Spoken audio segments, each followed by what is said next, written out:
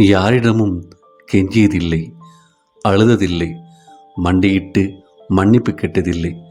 யாரிடமும் இப்படி பொய் பேசியதில்லை, இதுபோல உண்மையாய் இருந்ததில்லை. யாரிடமும் கை கோர்த்ததில்லை, யாரும் தலைகோதி விட்டதில்லை.